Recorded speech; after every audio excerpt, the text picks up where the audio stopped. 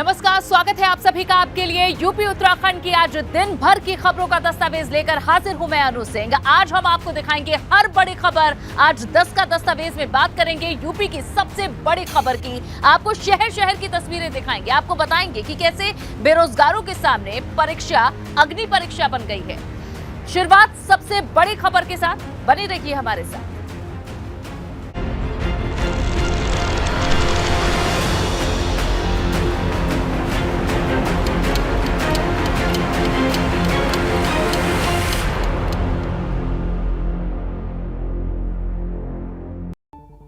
बढ़ेंगे आगे एक और बड़ी खबर के साथ। मैनपुरी से खबर है, जहां जिला उपभोक्ता फोरम का बड़ा आदेश है। डीएम कार्यालय की चल अचल संपत्ति कुर्क करने का यह आदेश है। पीड़िता को 5 लाख मुआवजा न देने पर कोर्ट ने यह आदेश दिया है। इस वक्त की बड़ी खबर, 2018 में सड़क हादसे में पीड़िता के पति की मौत हुई थी। अब तक मुआवजा न मिलने पर ब्याज के साथ वसूली के आदेश दिए गए हैं। 11 मई 2023 को मामले की अब अगली सुनवाई होगी। डीएम से 4 सालों से वसूली नहीं की गई थी। डिंपल देवी ने अपने वकील महेंद्र कुमार मिश्रा के माध्यम से जहां फोरम में प्रार्थना पत्र दिया और वसूली कराने की मांग की। इस पर अध्यक्ष एससी कुलश्रेष्ठ व सदस्य दीपिका दास ने सुनवाई करने के बाद डीएम कार्यालय की चल अचल संपत्ति कुर्क करने के आदेश दिए हैं। संपत्ति कुर्क कराने के लिए अधिवक्ता दिनेश चंद्र सक्सेना को आयुक्त नियुक्त किया गया है। 2000 की फीस भी दे दी गई है। तो ये बड़ा फैसला देखने को मिला है। खबर, जहां पीड़िता को 5 लाख रुपए का मुआवजा न देने पर कोर्ट ने आदेश दिया है।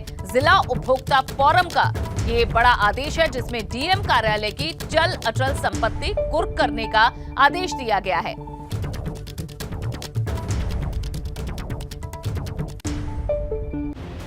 एक बड़ी खबर आपको दे दें, यूपी में सपा को लग सकता है बड़ा झटका। सूत्रों के हवाले से खबर है, कांग्रेस से सपा में आए इमरान मसूद छोड़ सकते हैं पार्टी। इस वक्त की बड़ी खबर, बसपा में जा सकते हैं सपा नेता इमरान मसूद। मायावती से हो चुकी है इमरान मसूद की मुलाकात, ये सूत्रों के हवाले से जानकारी मिल रही है।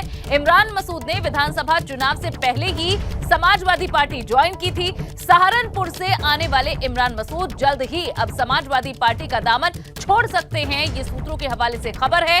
विधानसभा चुनाव के वक्त इमरान मसूद ने समाजवादी पार्टी ज्वाइन की थी। हालांकि तब भी उनके लोगों को टिकट ना मिलने से वे नाराज हुए थे और अब जानकारी मिल रही है कि जल्द ही वे बसपा ज्वाइन कर सकते हैं। इस बाबत मायावती से इमरान मसूद की मुलाकात हो चुकी है। सूत्रों के हवाले से बड़ी खबर मिल रही है। ऐसे में समाजवादी पार्टी को यह बड़ा झटका लग सकता है। कांग्रेस से समाजवादी पार्टी में आए इमरान मसूद पार्टी जल्द छोड़ सकते हैं, क्योंकि अब उनका अगला ठिकाना हो सकता है बसपा। कहा जा रहा है कि मायावती से इमरान मसूद ने मुलाकात की है और सब कुछ सेटल हो चुका है। सूत्रों के हवाले से ये खबर मिल रही है। इमरान मसूद ने विधानसभा चुनाव से पहले ही समाजवादी पार्टी को ज्वाइन किया था। ऐसे में अब समाजवादी पार्टी को एक ये झटका मिल सकता है, जहां निकाय चुनाव नजदीक है। 24 में लोकसभा के इलेक्शन होने हैं और उससे पहले सहारनपुर से आने वाले इमरान मसूद छोड़ सकते हैं समाजवादी पार्टी का दामन। ये बड़ी खबर सूत्रों के हवाले से। विधानसभा चुनाव के वक्त ही इमरान मसूद ने समाजवादी पार्टी ज्वाइन की थी, लेकिन उनकी नाराजगी, उनके समर्थकों की नाराजगी इस बीच दिखी थी। उनके लोगों को टिकट नहीं मिला था। इससे बताया जा रहा था कि इमरान मसूद खुश नहीं है समाजवादी पार्टी से। और अब ये सूत्रों के हवाले से बड़ी खबर कि बसपा ज्वाइन कर सकते हैं इमरान मसूद। मायावती से उनकी मुलाकात हो चुकी है, उनसे बात हो चुकी है। और अनुभव हमारे संवाददाता जुड़े हैं। अनुभव, बताएं और क्या जानकारी मिली है इमरान मसूद के बसपा में जाने को लेकर? देखिए, बिल्कुल विधानसभा चुनाव के वक्त इमरान मसूद ने समाजवादी पार्टी ज्वाइन की थी। सभी को याद होगा, उनके साथ कांग्रेस के एक विधायक भी थे, उन्होंने भी ज्वाइन की थी। और उसके बाद अगर हम कहें तो कहीं न कहीं तभी नाराजगी हो गई थी, क्योंकि उनके कुछ समर्थकों को टिकट नहीं मिला था। और अब जो हमारे सोर्सेज है, उनका साफ तौर पर कहना है कि इमरान मसूद जल्द जो है वो समाजवादी पार्टी को झटका देंगे, समाजवादी पार्टी को छोड़ेंगे और बहुजन समाज पार्टी जो है वो ज्वाइन करेंगे। सूत्र ये भी कह रहे हैं कि मायावती से उनकी मुलाकात भी दिल्ली में हो चुकी है और अभी जो नगर निकाय के चुनाव होने हैं नवंबर के आखिरी महीने में, तो उसमें इमरान मसूद के परिवार से कोई सहारनपुर में चुनाव लड़ सकता है, मेयर का चुनाव लड़ सकता है। और खुद इमरान मसूद बसपा की तरफ से 2024 के लोकसभा चुनाव इसकी तैयारी कर रहे हैं, ये भी हमारे सोर्सेज ने बताई है, जानकारी दी है। और देखिए कहीं ना कहीं जिस तरीके से विधानसभा चुनाव के वक्त इमरान मसूद ने सपा ज्वाइन की थी और तब ये हुआ था कि वहां आसपास की सीटों पर बहुत असर पड़ेगा, पर ऐसा कुछ हुआ नहीं। और इमरान मसूद तभी से नाराज थे जब उनके 2-3 समर्थक ऐसे थे जिनको उन्होंने इंश्योर किया था कि टिकट मिलेगा और टिकट मिला नहीं। तो नाराजगी उनकी तभी से चली आ रही है। एक बेहतर समय का इंतजार कर रहे थे कि अब अगर बसपा में जाना है और परिवार के लिए किसी के लिए टिकट लेना है तो जब नगर निकाय के चुनाव हो तब जाए। अभी तो उनका ये माना जा रहा है कि इस महीने के ही आखिरी में वो बहुजन समाज पार्टी ज्वाइन भी कर सकते हैं। ठीक, अनुभव शुक्रिया इस जानकारी के लिए। तो सूत्रों के हवाले से एक खबर, और इस महीने के आखिर में इमरान मसूद बसपा ज्वाइन कर सकते हैं, ये जानकारी मिल रही है। तो समाजवादी पार्टी को निकाय चुनाव से पहले ये झटका लग सकता है और इसका डैमेज लोकसभा चुनाव में भी देखने को मिल सकता है। सहारनपुर में एक अच्छी पकड़ है इनकी, लेकिन बताया जा रहा है नाराजगी विधानसभा चुनाव के बाद से ही थी, क्योंकि इनके समर्थकों को टिकट नहीं दिए गए थे। तो कांग्रेस से निकलकर समाजवादी पार्टी में आए और अब समाजवादी पार्टी से बसपा का रुख कर सकते हैं इमरान मसूद, ये सूत्रों के हवाले से खबर। और अब बढ़ेंगे आगे, एक हादसे की खबर है बिजनौर से, जहां बिजली की चपेट में आने से 2 लोगों की मौत हो गई। यहां इलेक्ट्रॉनिक शोरूम के पंडाल में करंट आ गया।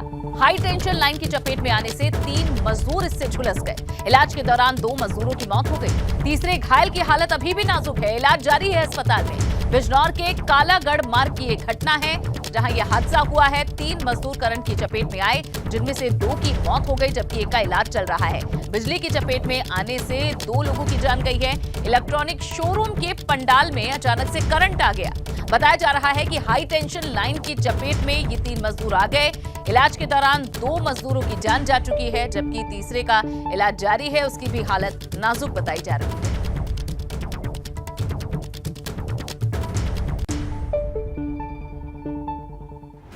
और अब बात है यूपी पीईटी परीक्षा 2022 की, यानी प्राइमरी एलिजिबिलिटी टेस्ट की, जिसे लेकर 37 लाख अभ्यर्थियों ने फॉर्म भरा था। तो वहीं कई परीक्षा केंद्रों से सॉल्वर को भी दबोचा गया है। यहां यूपी एसटीएफ ने 8 लोगों को गिरफ्तार किया है, जबकि एसटीएफ की सूचना पर अमेठी में 2 और लोग पकड़े गए हैं। ये लोग पैसे लेकर सॉल्वर के दम पर परीक्षा करा रहे थे। इसी बीच अधीनस्थ सेवा चयन आयोग मुख्यालय में कमांड सेंटर से प्रदेश भर में निगरानी रखी जा रही है और ये सॉल्वर गैंग के कुछ लोग पकड़े गए हैं जो पैसे लेकर यहां जो मुख्य अभ्यर्थी है उसकी बजाय पेपर देने पहुंचे थे। एसटीएफ की सूचना पर अमेठी में 2 और लोगों को पकड़ा गया। पैसे लेकर सॉल्वर के दम पर ये परीक्षा करा रहे थे। कई परीक्षा केंद्रों से सॉल्वर को धर दबोचा गया है। 37 लाख अभ्यर्थियों ने फॉर्म भरे, लेकिन कुछ लोग इनमें धांधली करने का प्रयास कर रहे थे, जिन्हें धर दबोचा गया है। 8 लोगों को एसटीएफ ने गिरफ्तार किया है। फिलहाल निगरानी रखी जा रही है। अधीनस्थ सेवा चयन आयोग मुख्यालय में कमांड सेंटर से प्रदेश भर में निगरानी इसकी रखी गई और जो लोग पकड़े गए हैं फिलहाल उनसे पूछताछ चल रही है। वहीं पीईटी परीक्षा को लेकर प्रदेश भर में भारी भीड़ भी देखने को मिली। अभ्यर्थियों ने काफी मुश्किलों का सामना करते हुए इस परीक्षा को दिया है, जिसकी कुछ तस्वीरें आपके सामने हैं। बात करें मुरादाबाद की, तो यहाँ काफी भीड़ दिखाई दी। लंबी लाइन देखने को मिली। बस अड्डे से लेकर रेलवे स्टेशन तक यहाँ परीक्षार्थियों की काफी भीड़ दिखी। कानपुर में भी बड़ी संख्या में भीड़ दिखाई दी। उधर फतेहपुर में भी हजारों छात्रों का हुजूम दिखा। जालौन की तस्वीरों को भी देखिए, यहाँ 17 परीक्षा केंद्रों पर काफी भीड़ थी। गोरखपुर में भी रेलवे और बस स्टेशन पर परीक्षा देने आए अभ्यर्थी परेशान नजर आए। हालांकि पीलीभीत में तो हद ही हो गई। यहाँ परीक्षा केंद्र पर बारिश का पानी भर गया था। काफी अव्यवस्थाएं यहाँ देखने को मिली। वहीं मुरादाबाद में परीक्षा के बाद किस तरह भीड़ के चलते जाम लग गया, इस रिपोर्ट में देखिए। पीईटी की परीक्षा देने के बाद परीक्षार्थियों की भीड़ का जो हुजूम है वो मुरादाबाद रेलवे स्टेशन पर पहुंचा है। आप देख सकते हैं कि यहाँ पर ट्रेनों के इंतज़ार में यहाँ पर परीक्षार्थियों की बड़ी भीड़ जो है प्लेटफार्म पर पहुंच चुकी है। और चाहे किसी भी प्लेटफार्म की बात करें, चारों तरफ जहां आप नज़र दौड़ाएंगे वहां पर परीक्षार्थियों की बड़ी भीड़ जो है वो दिखाई दे रही है। इनसे बात करने की कोशिश करते हैं। क्या आप परीक्षा दे हुए आ रहे हैं? किस चीज़ की परीक्षा दी? पेट की। अभी कहाँ जाना है आपको? बुलंदशहर। तो क्या यहाँ ट्रेन वगैरह आपको कब मिलेगी? 7 बजे। 7 बजे ट्रेन है। कितने परीक्षार्थी हैं यहाँ पर? लगभग होंगे 3-4 लाख परीक्षार्थी हैं आज की मीटिंग में। अच्छा, हाँ जी। अभी आप कहाँ जाएंगे? हम जाएंगे बुलंदशहर। बुलंदशहर इन लोगों को जाना है, लेकिन अभी ट्रेन का इंतज़ार कर रहे हैं। आप देख सकते हैं कि जो एंट्रेंस है वहाँ पर भी लोगों का आना जो है वो जारी है। भीड़ जो है वो बढ़ती चली जा रही है। रेलवे स्टेशन पर प्लेटफार्म हो या यहाँ पर टिकट विंडो हो, जहाँ पर देखो वहाँ पर परीक्षार्थियों की बड़ी भीड़ है। अब देखना ये होगा कि किस तरह से ये लोग अपने घरों को पहुँच पाएंगे, क्योंकि जो सवारियाँ हैं वो नहीं मिल पा रही हैं, चाहे रेल मार्ग हो या सड़क मार्ग हो, हर जगह जाम देखने को मिल रहा है। Ubaidur Rahman, ABP news network, Moradabad. वहीं इस परीक्षा को लेकर सियासत भी शुरू हो गई। कांग्रेस नेता राहुल गांधी ने ट्वीट कर सरकार पर तंज कसा है। उन्होंने क्या लिखा है ये आपको बताते हैं। उन्होंने लिखा है, यूपी पीटी फॉर्म 37 लाख खाली पद गिनती के। इन युवाओं को सालाना 2 करोड़ रोजगार का झांसा दिया गया था, लेकिन इस तस्वीर में देश के शिक्षित बेरोजगार युवाओं की बेबसी दिख रही है। ये साफ है कि प्रधानमंत्री आंखें मूंद कर बैठे हैं और नौजवान ठोकरें खाने को मजबूर हैं।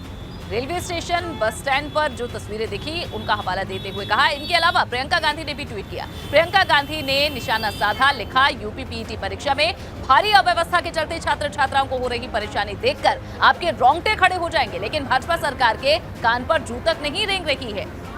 युवा विरोधी सरकार युवाओं से एग्जाम के लिए मोटी फीस तो वसूलती है, लेकिन ना नौकरी दे पाती है और ना ही अव्यवस्था से मुक्ति मिलती है। ये प्रियंका गांधी ने ट्वीट किया है। वहीं सीएम योगी ने कांग्रेस पर पलटवार किया है। ट्वीट कर लिखा है, समाज में अफवाह फैलाना, लोगों को गुमराह करना, अस्थिरता उत्पन्न करना कांग्रेस का राजनीतिक संस्कार है। इनके स्टार पॉलिटिकल टूरिस्ट ने यहां उनसे संबंधित ये ट्वीट किया है। सीएम योगी आदित्यनाथ ने पलटवार किया है। जो राहुल गांधी और प्रियंका गांधी ने ट्वीट किया था उसे लेकर ये ट्वीट सीएम योगी आदित्यनाथ का, जिसका जवाब उन्होंने दिया है। कहा, इनके स्टार पॉलिटिकल टूरिस्ट ने दूसरे प्रदेश के रेलवे स्टेशन की भीड़ को उत्तर प्रदेश की भीड़ बताकर अपने संस्कार का पालन ही किया है। वैसे मायावी मारीच तो छल ही करेगा। ये राहुल गांधी, प्रियंका गांधी के ट्वीट के बाद सीएम योगी आदित्यनाथ का पलटवार। और चलिए अब बात करते हैं लखीमपुर खीरी के गोला गोकर्णनाथ विधानसभा सीट पर उपचुनाव की, जिसे लेकर भाजपा ने स्टार प्रचारकों की सूची जारी कर दी है और इस लिस्ट में सीएम योगी और दोनों डिप्टी सीएम का नाम शामिल है। इस लिस्ट में यूपी भाजपा अध्यक्ष भूपेंद्र चौधरी, प्रदेश संगठन मंत्री धर्मपाल सिंह और यूपी प्रभारी राधा मोहन सिंह का भी नाम शामिल है। लेकिन क्षेत्रीय सांसद केंद्रीय मंत्री अजय मिश्र टेनी को स्टार प्रचारक की लिस्ट से बाहर रखा गया है, जबकि गोला विधानसभा लखीमपुर खीरी लोकसभा सीट में आती है। आपको बता दें कि इस सीट से 7 उम्मीदवार मैदान में हैं और अब बहुत जल्द भाजपा के दिग्गज विधानसभा क्षेत्र में डेरा डालने वाले हैं।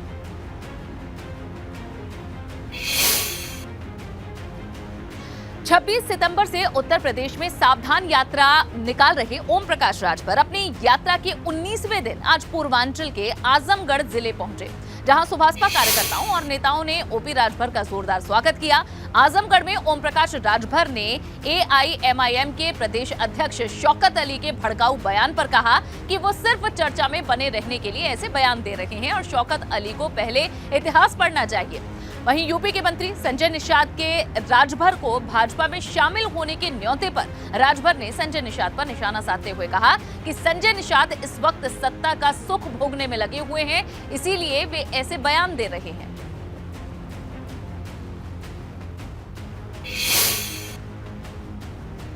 हम एक नेता है एआईएमआईएम के शौकत अली जी, वो हिंदुओं को लेकर बड़ा विवादित बयान दे बैठे हैं और खासतौर पे इस बार शादियां टारगेट पे हैं। शादी ये क्या बताना चाहिए?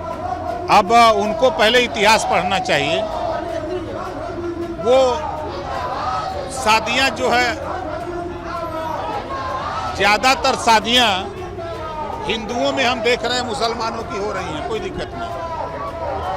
हिंदुओं के यहाँ वो शादी करते हैं, रोटी बेटी का संबंध करते हैं और हिंदुओं से नफरत करते हैं। ये तो अतिशयोक्ति लगती है। संजय निषाद आपके मित्र हैं? बड़े भाई हैं, हमसे उम्र दराज हैं, अनुभवी हैं। लेकिन उन्होंने सलाह दी है कि मर्यादा में रह के बीजेपी में आप शामिल हो सकते। मर्यादा क्या है? अब जिस लड़ाई को लेकर के वो लड़ते रहे, आपके बीच में बोलते रहे कि आरक्षण के सवाल पे, आज वो आरक्षण खत्म हो गया उनके दिमाग से।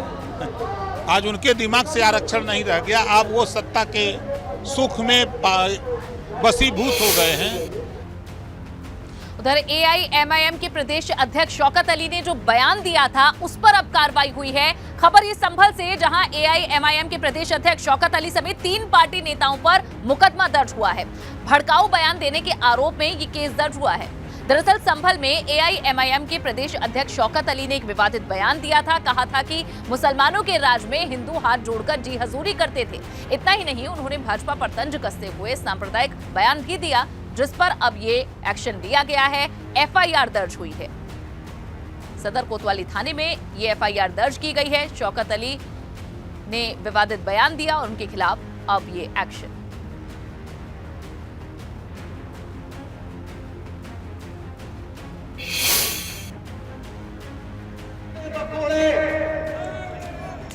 आठ 832 साल हमने हुक्मरानी की है और तुम हमारे बादशाह के सामने अपने हाथ को पीछे बांध करके जी हुजूर कर रहे थे।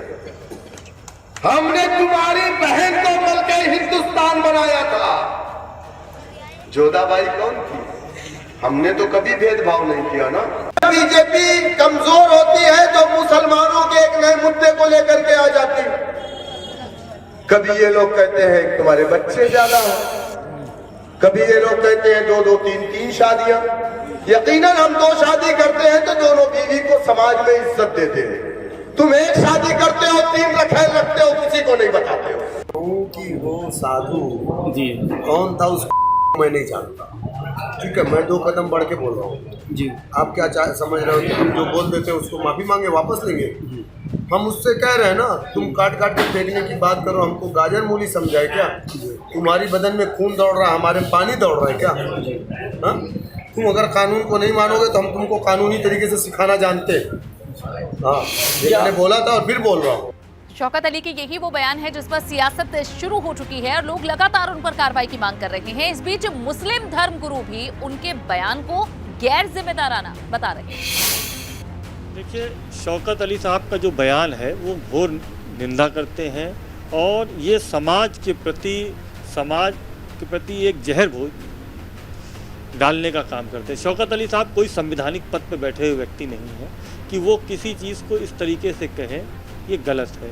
क्योंकि ना ये विधानसभा के सदस्य हैं, ना लोकसभा के सदस्य, ना किसी पंचायत के, और खासकर मुस्लिम समाज भी इसका खंडन करेगा।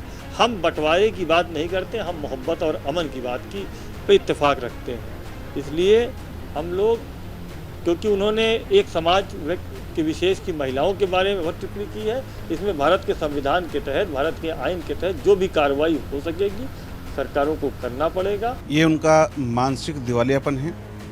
ऐसे लोगों को समाज में रहने की और समाज में अपनी बात कहने की आज़ादी नहीं होनी चाहिए। इनका जो ट्विटर है, इनका फेसबुक है, सोशल मीडिया है, और इनको जो कार्यक्रमों में जाने की आज़ादी है, सरकार को उस पर पाबंदी लगानी चाहिए। औरत के नाम को लेकर के जो उन्होंने बातें कही हैं वो समाज में रहने के लायक उनके नहीं हैं, और मैं ये मानता हूँ कि कहीं ना कहीं उनको अपने दिमाग का इलाज भी कराना चाहिए और उनको किसी मेंटल हॉस्पिटल के अंदर एडमिट कर देना चाहिए। ये मानना है कि ये गंदी सियासत अब बंद होनी चाहिए। हिंदुस्तान हिंदू मुस्लिम तहजीब का गहवारा है, गंगा जमनी तहजीब का गहवारा है। इसे कोई मिटा नहीं सकता। अनेकताओं में एकता हमारी विशेषता है, उसे कोई बर्बाद नहीं कर सकता। और मैं हमेशा से ये कहता चला आया हूँ कि ऐसे बयान जिससे कि लोगों की दिल आज़ारी हो, लोगों के दिलों को ठेस पहुँचे, या लोग। खबरों में आगे बढ़ेंगे। आज यूपी भाजपा अध्यक्ष भूपेंद्र चौधरी हापुड़ में एक कार्यक्रम में शामिल होने पहुंचे, जहां भूपेंद्र चौधरी का जोरदार स्वागत हुआ। लेकिन इसी दौरान भूपेंद्र चौधरी कार्यकर्ताओं से नाराज हो गए। दरअसल स्वागत के दौरान भूपेंद्र चौधरी पर फूल बरसाए जा रहे थे। इसी बात से चौधरी बिफर पड़े और आगे से उन्हें ऐसा न करने की हिदायत दे दी।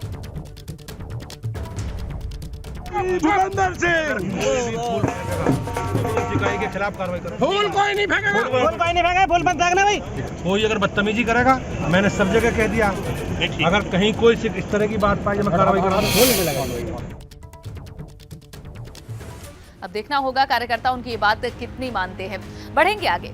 पिछले दिनों हुई भारी बारिश के बाद यूपी के कई जिलों में एक बार फिर से बाढ़ के हालात बने हुए हैं और नदियों का जलस्तर बढ़ने से जनजीवन अस्त व्यस्त हो गया है। हम आपको ये 3 जिलों बलिया, गोंडा और बस्ती की तस्वीरें दिखा रहे हैं। बलिया में सरयू नदी में आई बाढ़ की वजह से 24 से ज्यादा गांव प्रभावित हुए हैं।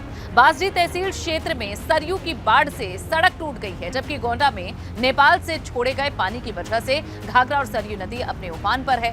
तरबगंज और कर्नलगंज में बड़ा इलाका बाढ़ से प्रभावित है।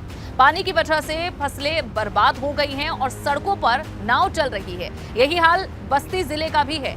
यहाँ सरयू नदी के तट पर बसे गांवों में बाढ़ का पानी घुस गया और जिला प्रशासन से लेकर स्थानीय विधायक लगातार रेस्क्यू में जुटे हुए नजर आए। और चलिए इसी के साथ 10 का दस्तावेज में फिलहाल के लिए बस इतना ही।